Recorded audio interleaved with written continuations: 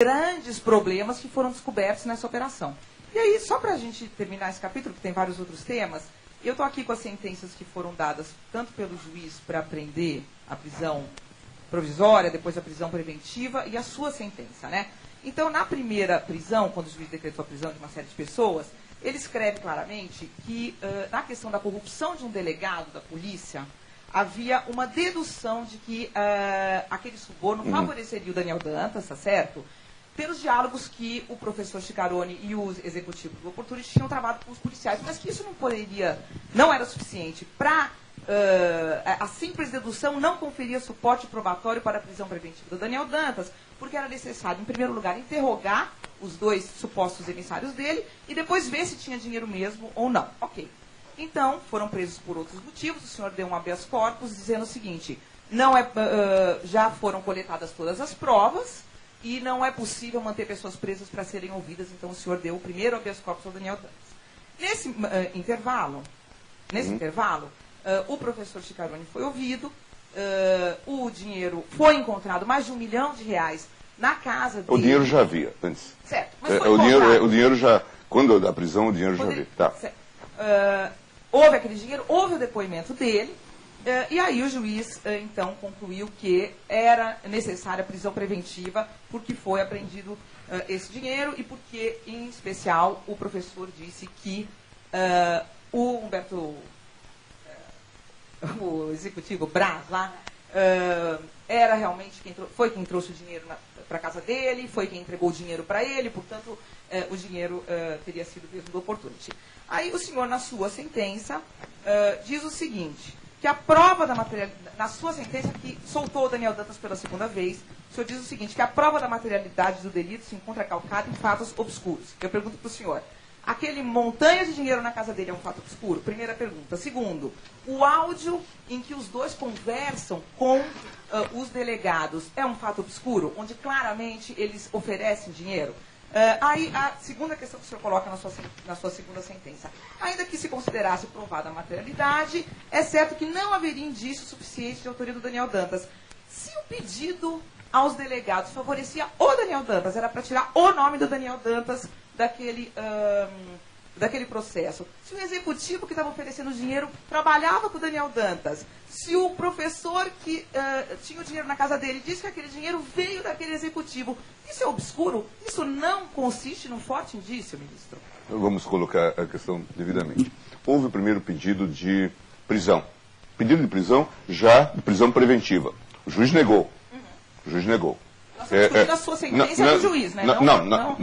Não, mas vamos colocar as questões dos fatos. Todos esses fatos já eram conhecidos. Como depois, agora não é a minha sentença, é a sentença do tribunal. Por 9-1, o tribunal disse exatamente que esse meu despacho está correto. Então, a minha pergunta é para o tribunal, mas você está representando o tribunal. Exatamente.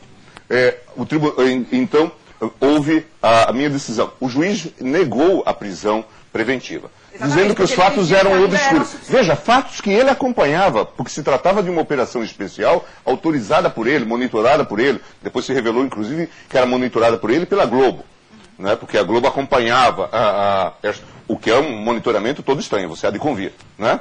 Mas essa é uma outra história. Monitoramento especial em que uma televisão acompanha. Mas falta a estranheza do Daniel Dantas. Sim, mas é essa a questão. Aí então ele recusa a prisão preventiva e diz, não, eu quero a prisão provisória. Então somente a prisão provisória. Porque os fatos são obscuros ainda obscuros para quem acompanhava e monitorava uma operação especial. Mas o que ele diz claramente, ministro, é que com base no diálogo monitorado, ele não poderia prender uma pessoa só com base naquele diálogo. Ele tinha que ouvir o professor. Vamos aí, às 11h30 da noite, eu concedo o habeas corpus, que é comunicado pela madrugada ao tribunal. O preso é comunicado que tinha obtido a liberdade, às 9h da manhã, e é intimado para comparecer novamente. O pedido estava sendo elaborado, Mônica. À tarde, enquanto esse processo estava tramitando no Supremo, porque houve um novo pedido de prisão preventiva do delegado Protógenes, um novo parecer do De Grandes e uma nova decisão de 18 ou 20 páginas do juiz. O objetivo era único. era desmoralizar o Supremo Tribunal Federal, apostando que a opinião pública respaldaria aquele tipo de decisão. Se esse tipo de decisão pudesse subsistir no Brasil, hoje o Supremo Juiz do Brasil seria o DeSantis, a Justiça Federal de São Paulo. E não, desculpe. Veja. Claro que era o objetivo, era o único, era esse, evidente.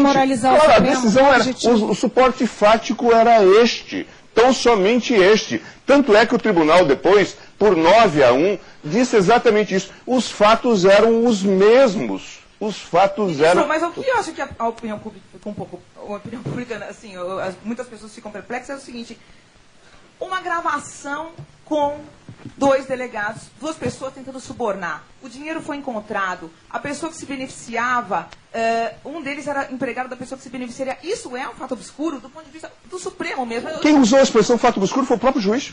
Não, aí na segunda sentença não estava mais obscuro. Ele que acompanhava a investigação porque o professor... Os fatos eram os mesmos. Os fatos eram os mesmos. E a justificativa para a prisão poderia fugir... ele não poderia proferir a sentença? Qual era a necessidade da prisão? Tudo isso foi colocado e foi discutido. Mas a sua sentença eu entendo a sua torcida, Mônica, mas o tribunal decidiu em outro sentido. Gente, alô? Oi, gente. Por favor.